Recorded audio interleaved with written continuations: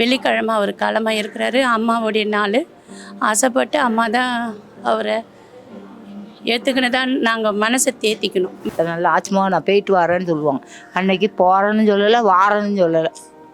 எனக்கு அது பெரிய கவலை, என்னால் தாங்கிக்க முடியாத கவலை. ஆனால் இப்போ அவங்க கண் தியானம் பண்ணியிருக்காங்க. அதில் அவங்க உண்மையிலே இருக்கிற மாதிரி இருக்குது. இப்போ அவங்க இருக்கிற மாதிரி கொஞ்சம் ஃபீல் ஆகுது. அவர் நான் நிறைய தடவை எங்கெங்கேயோ நான் பார்த்துருக்கேன். அவரை ஃபஸ்ட்டு டைம் பார்க்கும்போது எனக்கு கொஞ்சம் என்னோடய ஃபேவரட் ஆக்டர் நான் பார்த்துட்டேன், அந்த மாதிரி எனக்கு இந்த ஃபீலிங்.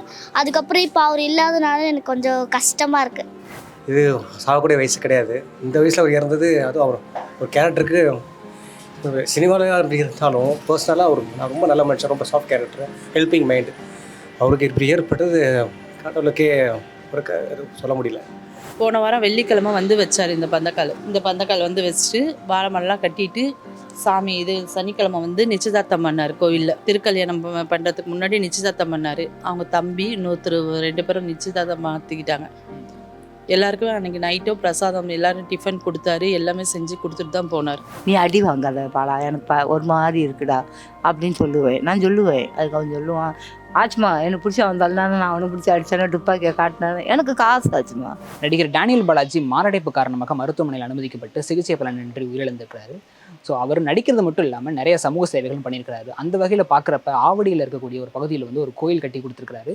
அந்த கோயில் இருக்கக்கூடிய பகுதியில் தான் நம்ம இப்போ இருக்கோம். அந்த பகுதி மக்கள் நடிகர் டேனியல் பாலாஜியை பற்றின நினைவுகளை நம்ம கூட ஷேர் பண்ணிக்க போகிறாங்க. டேனியல் பாலாஜி அவர்கள் இப்போ இறந்துட்டாங்க. ஸோ அவர் இந்த கோயிலை பராமரித்து கட்டி கொடுத்துருக்காருன்னாங்க. ஸோ அவர் உங்களோட முதல் அறிமுகம் எப்படி?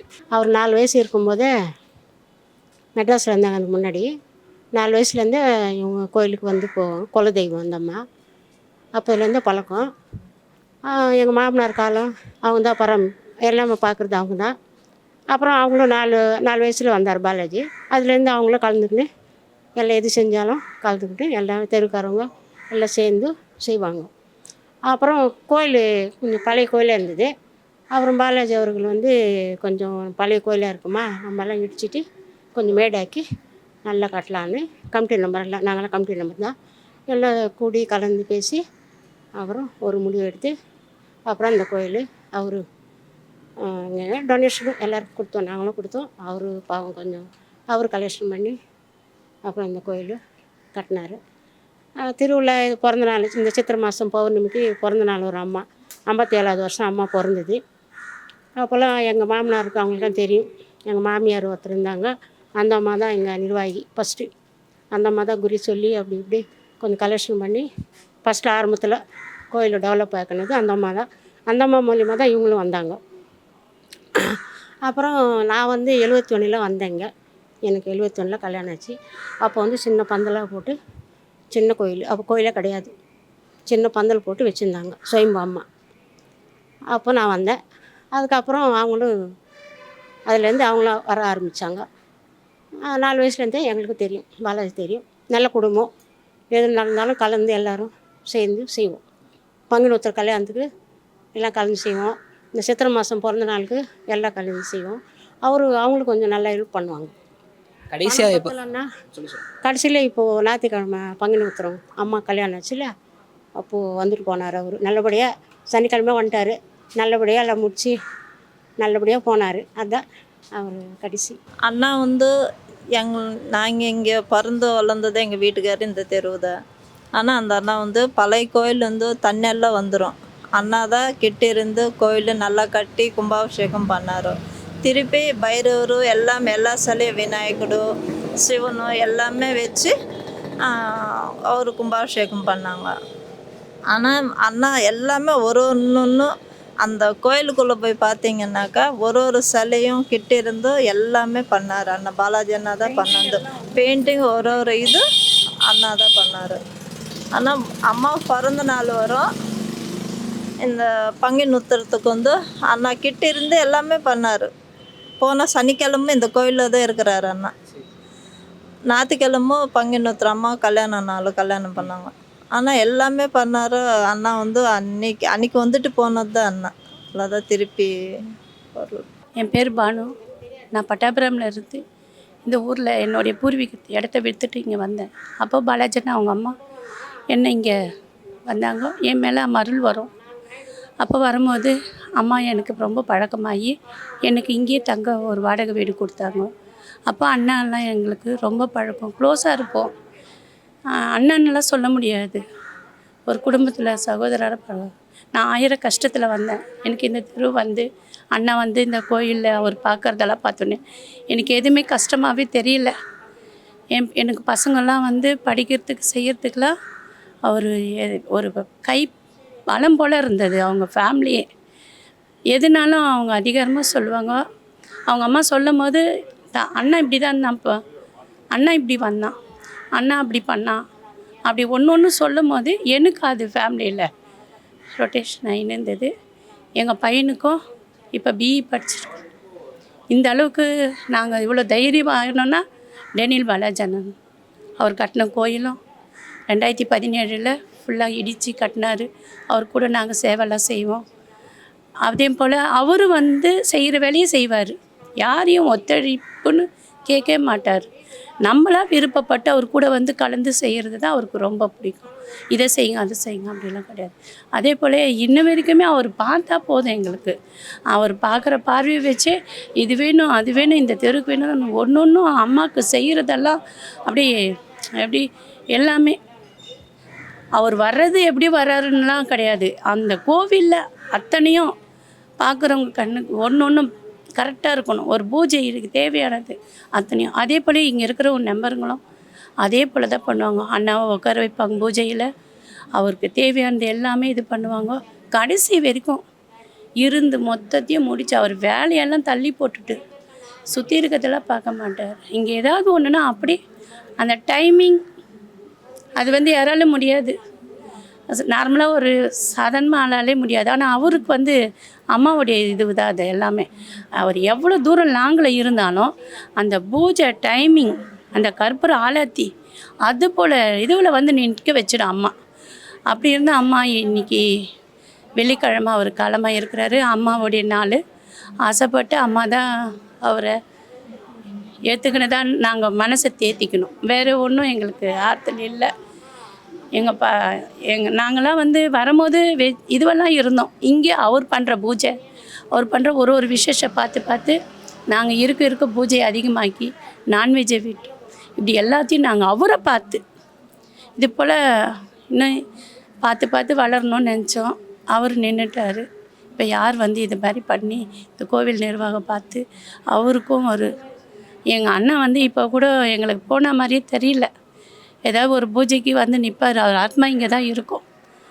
ஏன்னா அவர் பிறந்த ஊர், பிறந்த இடம், ஒரு கல்லுலேயும் ஒரு இதுலேயும் நைட்டு பகல் கண்ணு முழிச்சு அம்மாவுக்கு அபிஷேகம்னாக்கா இங்கே தண்ணியை இறைச்சி அபிஷேகம் 12 மணிக்கு இங்கே சுயம்பு அம்மா யாருமே இல்லை, அண்ணன் மட்டும்தான்.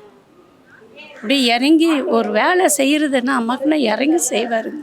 என் பேர் வீணா. ஆனால் இந்த அண்ணனும் ரொம்ப பண்ணுவார். நல்லா ஒரு மனுஷன். கோயில் கட்டணமான ஒரு மனசு வரணும். இல்லை அவ்வளோ பெரிய கோயில் கட்டிட்டு எங்களுக்கு ரொம்ப உதவி பண்ணார் அந்த அண்ணனும். என்ன சொல்கிறதுன்னு கூட தெரியல எங்களுக்கு. சொன்ன உடனே எங்களுக்கு ரொம்ப ஷாக் ஆகிடுச்சு. ஆனால் அந்த அண்ணனும் அப்புறம் நெக்ஸ்ட் மந்த் வந்து பிறந்த நாள் வரும் அம்மாவுக்கு. அந்த பிறந்த நாள் அப்போல்லாம் எங்களுக்கெல்லாம் நல்லா செய்வார். என்ன உதவி கேட்டாலும் யார் பசங்களோட கூட நல்லா கிரிக்கெட் விளையாடுவாங்க, எல்லாம் விளையாடுவாங்க. பசங்களன்னா ரொம்ப இஷ்டம் அவருக்கு. தெருவில் இருக்கிற பசங்களெல்லாம் உட்கார வச்சு அவரே ஊட்டுறது, எல்லாம் பிசைஞ்சு கொடுக்கறது, இதெல்லாம் பண்ணுவார். ஆனால் சொன்னது உடனே ரொம்ப இதாகிடுச்சு எங்களுக்கு. என்ன சொல்கிறதுன்னு கூட புரியல எங்களுக்கு. இதுக்கு எந்த விஷயமும் கிடையாது. தங்கமான புள்ள. என்ன தெரியுமா, நேற்று ஃப்ரெண்டு வீட்டுக்கு போயிருக்கான். சாப்பிட்டு மட்டும் ஜாலியாக இருந்திருக்காங்க. நெஞ்சு வலிக்குதுன்னு இருக்கான். உடனே அங்கே கொட்டிப்பாக்கத்தில் ஒரு பெரிய ப்ரைவேட் ஹாஸ்பிட்டலில் கொண்டு பேர் தெரில அங்கே கொண்டு சேர்த்துருக்காங்க. உடனே வந்து எங்கே பிளாக் இருக்குது இது பண்ணணும் அப்படின்னு சொல்லியிருக்காங்க. உடனே என்ன பண்ணால் ஃப்ரெண்டு கொண்டு போய் சேர்த்துட்டு அவன் தம்பி பொருஷாக்கத்தில் இருக்கான். அவனுக்கு ஃபோன் பண்ணி சொன்னாங்க. உடனே அவங்க குடும்பத்தோடு அங்கே போனாங்க. அப்புறம் எல்லாருமே அவங்க ஆஃபீஸில் இருக்கா அதெல்லாம் அப்படி இப்படி கூப்பிட்டு நானே போயிட்டேன். நானே வந்து இங்கே காரில் எல்லாம் போனாங்க. அப்பா எல்லாம் ஒரு காரில் 7 பேர் போனாங்க. நான் அதில் ஒரு ஆம்பளைங்க தான், நான் மட்டும் பொம்பளை. நான் போய் அலறி அடித்து இறந்துட்டான். நாங்கள் போகக்குள்ளே இறந்துட்டான்னு எங்களுக்கு செய்தியே கிடச்சிது. போயிட்டு அழுது 3 மணிக்கு வீட்டுக்கு வந்தேன். 3:30க்கு வந்தேன் வீட்டுக்கு. திருப்பி இப்போ காலையில் 8 மணிக்கெல்லாம் போயிட்டோம். எல்லோரும் வேன் வச்சு எல்லாம் போனோம். தெருவெல்லாம் தெரிஞ்சவங்க போனவங்க எல்லாரையும் கூட்டிகிட்டு போனோம். அவர் நல்ல அழகாக கோயில் கட்டினார்மா. ஹிந்தி கீழே வந்து கல்கட்டணம் கோயில் கட்டினார். ஹிந்திக்கார பசங்க குஜராத்தில் வந்து கூப்பிட்டு வந்து அவங்கள வச்சு ஒரு மொத்தத்தில் 20 பேருக்கு மேலே எடுத்துகிட்டு வந்து தங்க வச்சு ரூம் கொடுத்தாரு. மேலே கீழே எல்லா ரூம் கொடுத்து சாப்பாடு எல்லாமே தந்தார். வச்சு கல்கட்டை முடிஞ்ச பிறகு அதுக்கப்புறமா கும்பகோணத்தை வந்து கீழே ஃபஸ்ட்டு முடித்தார். செகண்ட் வந்து மேலே முடித்தார். கடைசியாக எப்போ வந்தார்? போன வாரம் வந்தாருமா. போன வாரம் சனிக்கிழமை வந்தார், ஞாயிற்றுக்கிழமை வந்தார். கல்யாணம் முடிச்சுட்டு திருக்கல்யாணம் பண்ணார். எந்த ஃபங்க்ஷனும் கோயிலில் சாமி அலங்காரம் பண்ணார், அவரே பண்ணார். எல்லாமே அவரே பண்ணார். எல்லாருக்குமே வச்சு நல்லா பண்ணார். இந்த பையனுக்கு படிக்கிறதுக்கு காசு கொடுத்தாரு. 10,000 ரூபாய்க்கு மேலே அதை என்ன கொடுப்பாரு எனக்கு தெரியாது. அவங்க படிக்கிறதுக்கு காசுலாம் கொடுப்பாரு. நிறைய ஹெல்ப் எல்லாம் பண்ணியிருக்காரு எல்லாருக்குமே. போன வாரம் இந்த நேரம் இதோ இங்கே தான் நிற்கான். இந்த இடத்துல நின்று சாதம் பரிமாறினான். ஒருத்தருக்கு சாப்பாடு இல்லைன்னு சொல்லலைப்பா. வந்த ஜனம் என்ன தெரியுமா, கரெக்டாக ஒரு 1:30 மணிக்கு ஆரம்பித்தோம். 4 மணி வரை சாப்பிட்டுக்கிட்டே இருந்தாங்க. பந்தி போய்கிட்டே இருந்தது. சாம்பார் குழம்பு எல்லாம் சாதம் எல்லாம் நிறக்க இருந்தது. நல்லா எல்லோரும் வயிறார சாப்பிட்டுட்டு வாழ்த்திட்டு போனாங்க. அந்த பாவி தான் எல்லாம் போயிட்டான். இல்லை வாழ்த்தி என்ன பிரயோஜனம் சொல்லு? ஐயோ கடவுளே, ரொம்ப மனவேதனைப்பா. எந்த வருஷம் கோயிலில் கட்ட ஆரம்பித்தாங்க? எந்த வருஷமா கட்ட ஆரம்பிச்சதுன்னா, நாங்கள் எங்கள் வீட்டுக்கார் வந்து சின்ன குழந்தைல வந்து ஒரு குடிச்ச மாதிரி இருந்துச்சு. அப்போலேருந்து வராங்க அண்ணா, பாலாஜி அண்ணா. ஒரு முறையும் கோயிலுக்கு வரப்ப என்ன சொல்லுவார்? ஒன்றும் சொல்ல மாட்டார் அண்ணா. நல்லா வச்சுருக்கிறீங்களா, எல்லாமே எல்லோரும் பெண்லேயே ஒரு நல்லா பழகுவாங்க. ஒரு அண்ணா கூட பிறந்த அண்ணா மாதிரி நல்லா பழகுவாங்க வந்தாங்க அண்ணா. அதோட மனுஷன் நல்லா ஹெல்ப் பண்ணுவார். கோயிலுக்கு நிறையா ஹெல்ப் பண்ணியிருக்காரு. பர்சனலாகவும் நிறையா ஹெல்ப் பண்ணுவார். பேசும்போது அன்றைக்கி வணக்கம் சார்ண்ணா, ஓகே எங்கே ஒர்க் பண்ணுறீங்கலாம் கேட்டார். நல்ல மனுஷன் தான். திடீர்னு இது நைட்டு 10 மணிக்கு திடீர்னு ஹார்ட் அட்டாக்னு காலைல வரும்போது பேனர் பார்க்கும்போது எனக்கு ரொம்ப ஷாக்கு. எதிர்பார்க்கல. மனுஷன் ஹெல்த்தியாக தான் இருந்தார். திடீர்னு டெத்துன்னு எதிர்பார்க்காததில்ல. திடீர்னு 10 மணிக்கு ஹார்ட் அட்டாக் வந்து உடனே ஸ்பாட்டில் இதான்னு சொல்லிட்டு நல்லா ஏற்றுக்கவே முடியல. நல்ல மனுஷன். சினி ஃபீல்டில் ஒரு வெளிலாம் நடிச்சிருந்தா கூட பர்சனலாக பார்த்தா நல்ல மனுஷன். நிறைய ஹெல்ப் பண்ணியிருக்காரு. பர்சனலும் சரி, கோயிலுக்கும் சரி நிறைய இது பண்ணியிருக்காரு. அவருக்கு இப்படி என்ன ஏற்பட்டிருக்க வேண்டாம். கடைசியாக அவர் எப்போ வந்தார் உங்கள்கிட்ட பேச? இப்போ ஞாயிற்றுக்கிழமை திருக்கல்யாணம் அப்போது இங்கே தான் நின்று பூஜை அப்போது அம்மாவுக்கு மாங்கல்யெல்லாம் எடுத்து கொடுக்குறாரு. ஆலத்தி என் பையனுக்கு ஆலத்தி கொடுக்குறாரு. தொட்டு எல்லாருக்கும் கொடுத்தாரு. எல்லாருக்கும் திருமாங்கல்யம் கொடுத்து அன்னதானம் கொடுத்தாரு. ஒரு வேலையும் பார்க்கல. ஞாயிற்றுக்கிழமை இது மாதிரின்னுட்டு இப்போ இடையில் இந்த ஒரு 5 நாளில் இப்படி ஆனது எங்களுக்கு அது ஒரு கனவாக தான் இருக்குது. உண்மையாக ரியாக்ஷனாக தெரியல. வரும்போது தான் நம்ப முடியாத விஷயம். இப்போ இன்னும் வளரணுன்னா அண்ணா இருந்தால் தான் முடியும்ல. கோவில் வளரணும், அண்ணா வளரணும். ஏன் இப்படி ஆச்சுன்றது எங்களுக்கு ஒரு ஷாக்காக தான் இருக்குது. என் பசங்களை மாதிரி இன்னும் நிறைய பசங்கள்லாம் வளரணும். அதுக்கு அண்ணா இல்லைல்ல, ரொம்ப ஃபீல் பண்ணுறோம். அவர் ஆத்மா சாந்தி. போன வாரம் ஞாயிற்றுக்கிழமை இங்கே தான்ப்பா இருந்தான். இதே இடத்துல ஃபுல்லாக அங்கே எல்லாம் ஆட்கள் இருந்தாங்க. மேடை போட்டு சாமியெல்லாம் இங்கே வச்சுருந்தாங்க. அலங்காரம் பண்ணி வச்சுருந்தாங்க. அப்படியே ஊர்வலம் போச்சுது. அவ்வளோதான். அவன் இங்கே தான் நின்னான். கடைசி வரை இங்கே தான் நின்னான். சாப்பாடு என்கிட்ட தட்டு கேட்டான். ஒரு பிளேட் எடுத்துகிட்டு வந்து கொடுத்தேன். கொஞ்சோண்டு போடியாங்க பாலாஜி, கொஞ்சோண்டு போட்டுக்க, நல்லா போட்டு சாப்பிடுன்னா. எனக்கு இதெல்லாம் பார்த்து இது பண்ணலாமா, எனக்கு பிடிக்கல சாப்பிட. சரி கொஞ்சோண்டு சாப்பிட்டுக்கணும். ஒரு கிளாஸ் பாயாசம் குடித்து கொஞ்சோண்டு சாம்பார் வச்சு இவ்வளோ சாதம் தான் சாப்பிட்டோம். சாப்பிட்டுட்டு சொல்லலை. ஆனால் ஒன்றே ஒன்று நான் சொல்கிறேன், என்ன தெரியுமா, மற்ற நாளில் ஆச்சுமா நான் போயிட்டு வரேன்னு சொல்லுவாங்க. அன்னைக்கு போகிறேன்னு சொல்லலை, வாரேன்னு சொல்லலை. எனக்கு அது பெரிய கவலை. என்னால் தாங்கிக்க முடியாத கவலை. டேனியல் பாலாஜி அண்ணனை பார்த்துருக்கியா? கடைசி எப்போ வந்தார்? கோயில் திருக்கல்யாணத்துக்கு வந்தார். வந்து என்ன மாதிரி வந்துட்டு பேசுவார்? ஒரு அண்ணாவா, ஃப்ரெண்டா, எல்லாமே எல்லா வகையிலையும். இவர் வந்து சினிமாவில் நடிச்சுக்கிட்டு இருக்காரு. இங்கே வந்து அவங்களோட பேசுகிறாரு. ஸோ இங்கே வந்து கோயில் கட்டுறாரு அப்படின்றப்பெல்லாம் நீ எப்படி பார்ப்பீங்க? நாங்கள் அவர் பெருமையாக பார்ப்போம். அவ்வளோ பெரிய இதிலேருந்து படம் நடித்து பிரபல நடிகர் அவர் வந்து இங்கே எங்களோட சாதனமாக பேசுகிறது எங்களுக்கு பெருமையாக இருக்குது. நாங்கள் அவளோட பேசுகிறது நாங்கள் எங்கள் ஃப்ரெண்ட்ஸ்க்கெலாம் ஷேர் எங்களுக்கு அது பெருமையாக இருக்குது. நீ தான் அவரோட அதிகமாக இருப்பேன்னு சொல்லி சொன்னாங்க. அந்த இங்கே இருக்கவங்களாம் என்ன மாதிரி பேசுகிறோம்? என்ன மாதிரினா, நான் எதாவது கேட்டேன்னா அவங்க எதாவது சொல்லி ஹெல்ப் பண்ணியிருக்காரா? என்னென்ன மாதிரி ஹெல்ப் பண்ணி? ட்ரெஸ் வாங்கி கொடுத்துருக்காங்க. யாராவது பசியில் இருந்தாங்கன்னா அவங்களுக்கு பசி இது பண்ணுவாங்க, வாங்கி கொடுப்பாங்க. அப்புறமா நிறைய ஹெல்ப் பண்ணுவாங்க.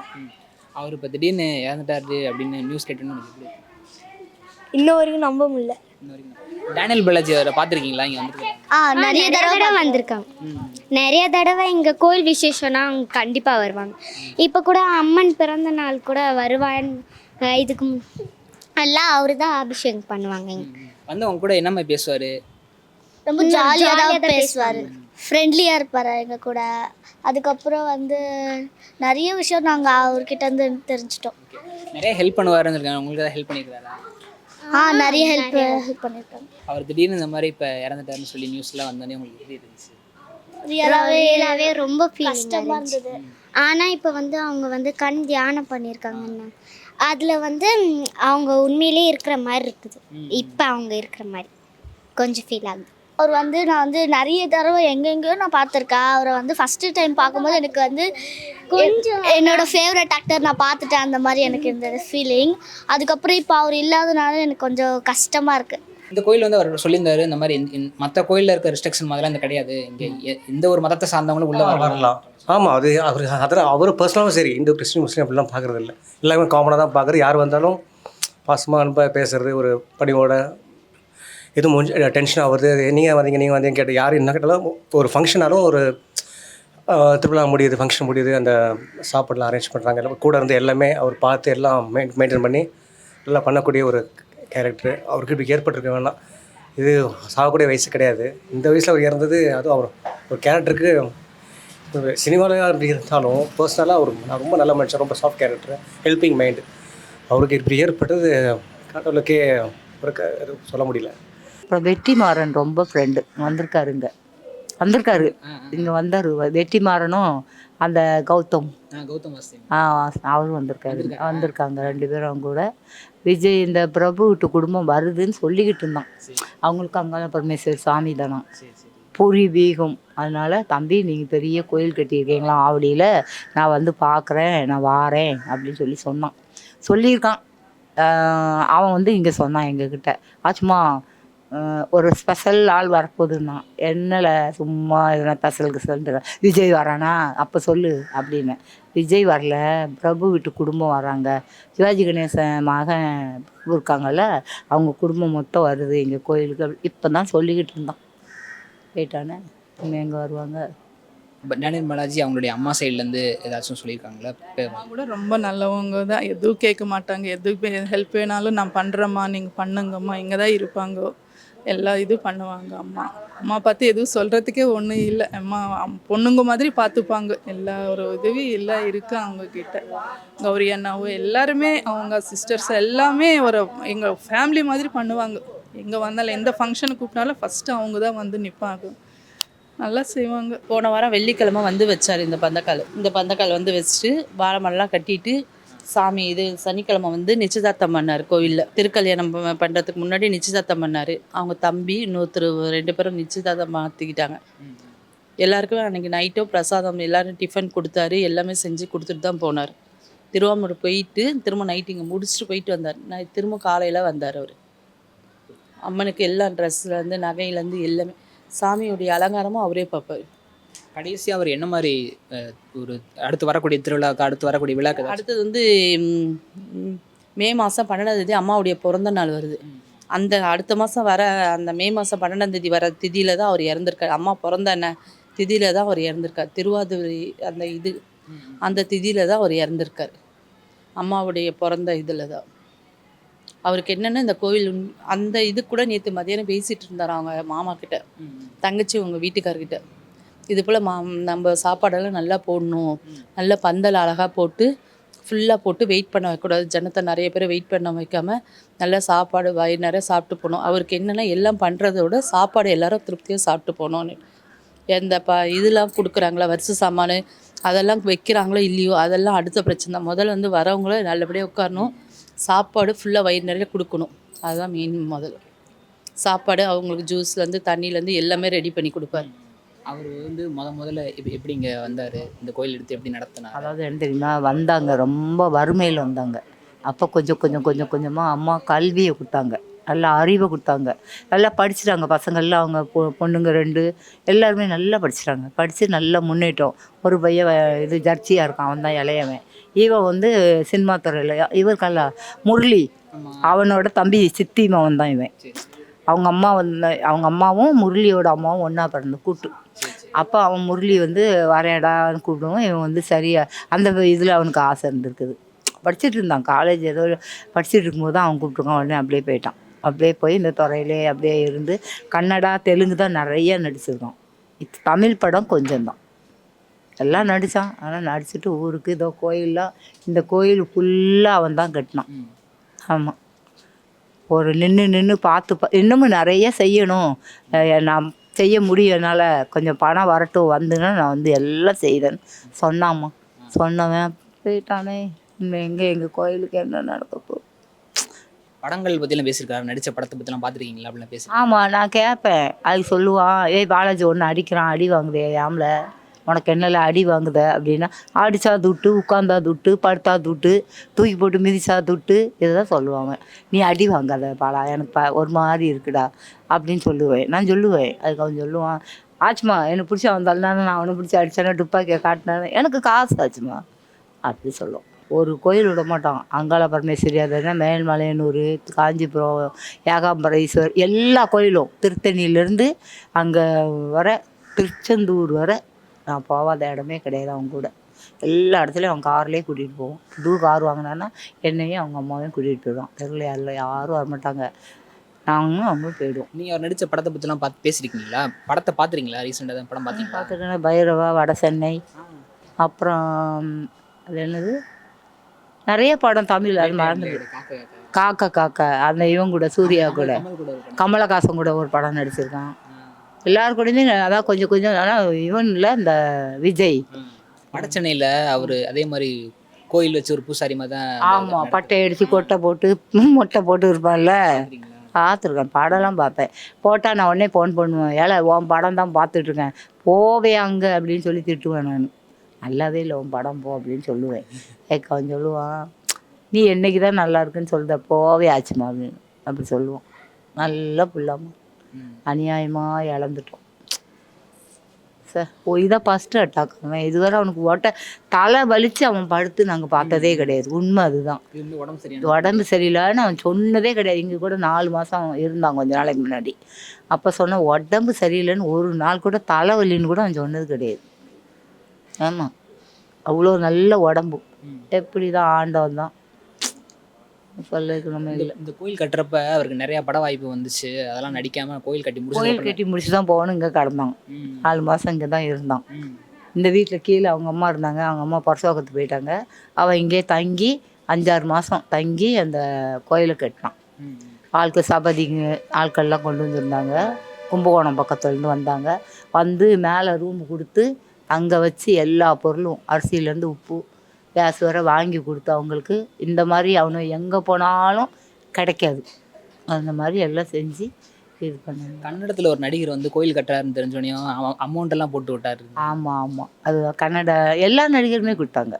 தனுஷு, அதான் சாய் சூர்யாவில் அந்த ரஜினிகாந்த் பொண்ணு எல்லாருமே 10 லட்சம் 5 லட்சம் எல்லாருமே இந்த கீழே இந்த அம்மன் இந்த கீழே மேலேயும் கட்டும்போது எல்லோரும் டொனேஷன் எக்கச்சக்க படம் கொடுத்தாங்க. ஆனால் அவன் அப்புறம் வந்து யாருக்கிட்டையும் இல்லைன்னா, ஏன்னா அவன் விலகிட்டான். இங்கே இல்லை, அப்படியே கன்னடா தெலுங்கு அப்படி போயிட்டான்.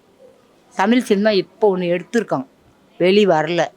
பேர் ஏதோ ஒன்று சொன்னாங்க, அது மறந்து போச்சு. அன்றைக்கி சொன்னான் படம் ஒன்று பண்ணிக்கிட்டு இருக்கேன், குஜராத்தில் இருக்கேன் ஆச்சுமா அப்படின்னு சொன்னான். குஜராத்துலேருந்து இப்போ தான் படம் நடித்து முடிச்சாச்சு, வாய்ஸ் மட்டும் கொடுக்கணும் அப்படின்னு சொல்லிகிட்டு இருந்தோம். வாய்ஸ்லாம் கொடுக்கறதா இருந்தால் அங்கே கூட்டிகிட்டு வந்து கதவை மூடிடுவான். ஆமாம், நாங்கள் எங்கள் வீட்டில் டிவி வைக்கக்கூடாது, எங்கள் வீட்டில் சத்தம் போடக்கூடாது, ஒன்றும் பண்ணக்கூடாது, நாங்கள் சைலண்டாக இருக்கணும். ஆமாம், ஆச்சுமா டிவி ஆஃப் பண்ணி நீ ஆஃப் ஆகடா அப்படி சொல்லுவான். எல்லாம் பார்த்து போவோம். எப்படியோ நினச்சோம்,